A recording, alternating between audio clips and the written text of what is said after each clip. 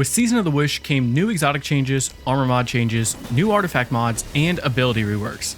So today, we're going to be giving you a rundown of one of the best possible Solar Titan builds and how to use it. There'll be links to the builds in the video description and pictures at the end of the video with full breakdowns. The main exotic we're going to be looking at today is Wormgod Caress.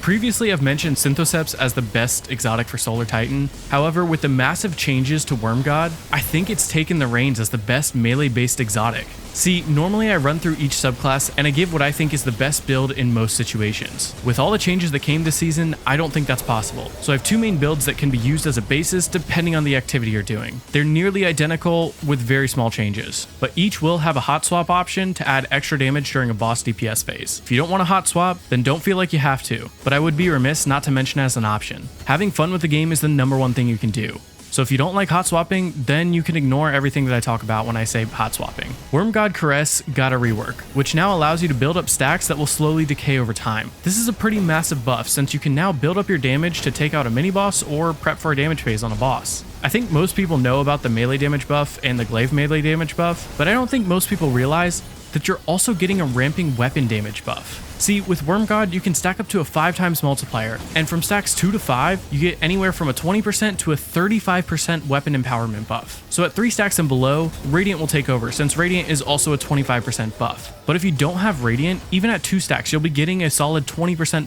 buff to your weapons. So not only will you have way more melee damage, meaning you can use your hammer to basically one-shot everything, but you also have stronger weapons, meaning you'll deal more damage in boss phases and easily take out ranged targets. Remember to leave a like if you found this video helpful, and if you like seeing build videos and other Destiny 2 helpful content, consider hitting that subscribe button.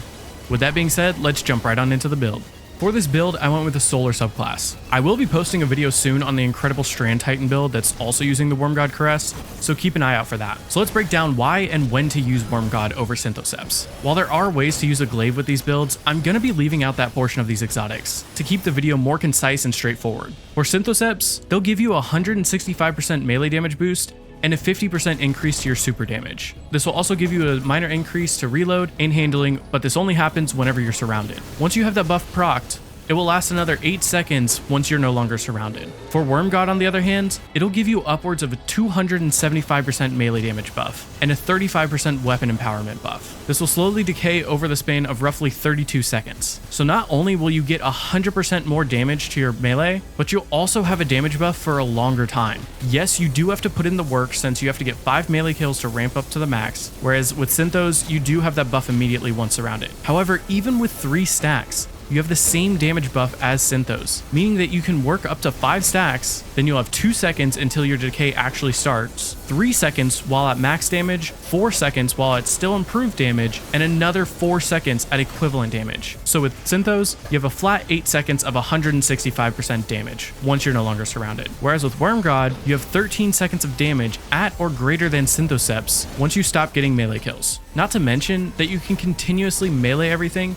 and you don't have to worry about jumping into a group of enemies or keeping certain enemies alive to continuously keep up that buff. Also, having a weapon damage buff means that when you're running solo, it'll be easier for you to use heavy weapons on the boss, and even if you do have a well, you'll have 9 seconds of damage where you'll be dealing more damage than the well is actually providing. So let's break down the super and the abilities. I did mention that I have 2 builds, those builds being a Pyrogale based hot swap and a Synthoceps based hot swap. For the simplicity of this video, I'll break down the Syntho based hot swap, but both are pretty much similar, so I'll touch on any differences. Alright, taking a look at the super and the abilities. First up for our super, we're going with Hammer of Soul for our Syntho based hot swap. Not all bosses are going to be on the ground or can even be touched by Burning Maul, so that's why I'm choosing Hammer of Soul for most content, since every boss can be hit by hammers. With that being said, bosses like the first and second boss of Warlord's Ruin are perfect examples of when to be using Burning Maul and swap to Pyrogales for extra damage. As I mentioned before, this build does have a hot swap, since Synthoceps buffs are super and it's instantaneously activated whenever you're surrounded. You can swap to Synthos and pop your super to deal upwards of 1.3 million damage solo and 1.4 million damage with allies. See, I did a Hammer of Soul damage test, and I tested it without any buffs besides Ember of Ashes. and I got 613,000 damage. So if we're able to proc synthoceps, that'll ramp up our damage to 920,000 damage. And with all of our other buffs and debuffs being 30% with Tractor and either 15% with Solo Operative or 19.21% with allies from the artifact, then we can ramp up to 1.3 million solo and 1.4 million with allies. And that's going to put us at a respectable 114,000 DPS and gives a good option if you're running out of heavy or trying to conserve your heavy. Alternatively, if the boss can be damaged by burning Maul, then it's still the better option, and that's where the other build comes in. See, since Pyrogale does give it a buff and makes it an instantaneous super, when you have Pyrogale active, you can max out at 871,000 with all the same buffs and debuffs from before. But because it's so quick, this is going to give us a massive 225,000 damage per second, making it nearly double that of Hammer of Soul. This makes it an easy option to pop your super, deal a bunch of damage, and then switch to your weapons. Again, if you don't want to have to worry about hot swapping, keeping on Wormgod, if you get up to a 5 stack, like I said before, you're gonna have weapon empowerment and it's gonna be dealing more damage with your weapons. So if you don't want to hot swap, keep on your Wormgod, get your ×5 stack, do a bunch of damage with your weapons, and then when you finally run out, you can pop your super to deal a little bit of extra damage if you do run out of heavy. Besides the super, the builds are pretty much the same. So moving on to our abilities, first up, I'm taking Towering Barricade. Previously, I have mentioned Rally Barricade as being my favorite, but now in most content, I'm choosing Towering Barricade. Now that Restoration has gotten a bit of a nerf, there are times that popping a barricade can actually save your life, so I'm using it as a backup option. We're also still going to stick with Throwing Hammer, since we can pick it up and refresh our melee and it's going to give us Cure. With the added 1.4 second delay, it has been nerfed, but its damage is still strong as ever, and gaining Cure will help you stay alive. I'm also going to pair this with Healing Grenade. I'm recommending Healing Grenade since we did get that nerf to Restoration, and having a Healing Grenade in your back pocket can be life-saving, and it kind of allows you to play a little bit more carefree. Though if you do want the extra damage or are already able to survive pretty well, you can take the Solar Grenade instead. Alright, moving on to our aspects. First up, we're taking Roaring Flame. This is definitely critical for our build since we are going to get ramped up solar ability damage. Normally, this will go up to about 73% damage increase, but with Synthos and Wormgod, that drops down to a 33% increase, but is still very viable and still a great option. And we're also going to pair this with Soul Invictus so that we can create sunspots with ability final blows. These sunspots are going to make our abilities charge faster, give us restoration, help our super drain more slowly, and it's going to scorch enemies. The main thing we want to take away from that is going to be the restoration. While everything else is important, gaining restoration is massive. All of these things individually are minor, but put together, it's a pretty important aspect. All right, moving on to our fragments. First up, Ember of Empyrean. Solar weapon or ability final blows can extend restoration and radiant up to 12 seconds. This now means all we have to do is run into one of our sunspots to gain restoration, or we can pop our Healing Grenade. Then we get a kill with our hammer or our solar weapon, and we can work our way up to that 12 seconds of restoration. This makes staying alive on solar just immensely easy. And then we're also going to pair that with Ember of Searing, so that when we defeat scorched targets, we're granted melee energy.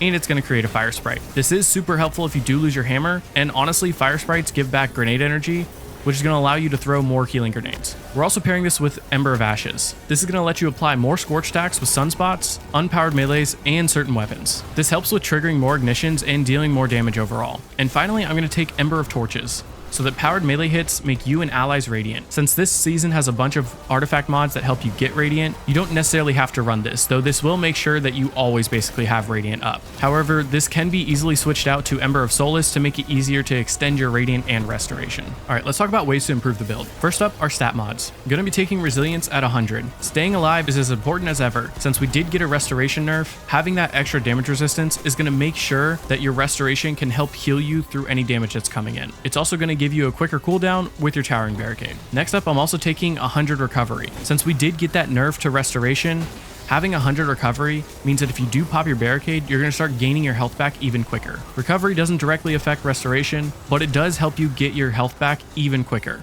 once you stop taking damage. So it can be very helpful if you do get yourself in a sticky situation. After that, I'm shooting for 80 to 100 discipline. Since I'm not looking to do a ton of damage with my grenade, and Healing Grenade already comes back pretty quick, I'm shooting for roughly 80 to 100. That's going to give us the wiggle room we need to be able to get as much recovery as we can. Though if you can only get 70 recovery, that's okay, because you can add in a mod later. Speaking of armor mods, let's talk about our helmet mods. First up, I'm going to take Hands On. Again, this is a melee build, so we're going to be gaining extra super energy on melee kills. And then I'm also going to pair this with Heavy Ammo Finder, which is going to increase the drop chance of heavy ammo. We will be wanting to use our throwing hammer on most enemies, but having extra heavy ammo bricks laying around is super useful, especially coming out of boss phases. I also like to pair this with Harmonic Siphon so that we can get rapid kills with solar weapons and create orbs. I am going to be recommending solar weapons for this build since we're running Ember of Empyrean, so might as well create more orbs. Moving on to the arms. First up, taking heavy-handed.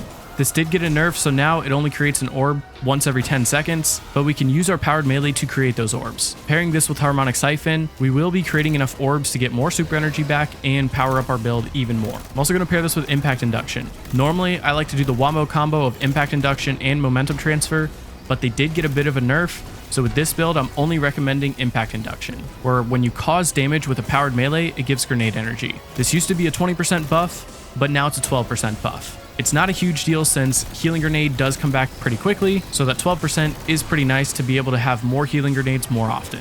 And finally, you can take Harmonic Loader or Harmonic Dexterity. Both are great. Loader gives faster reloads, and Dexterity lets you swap weapons faster.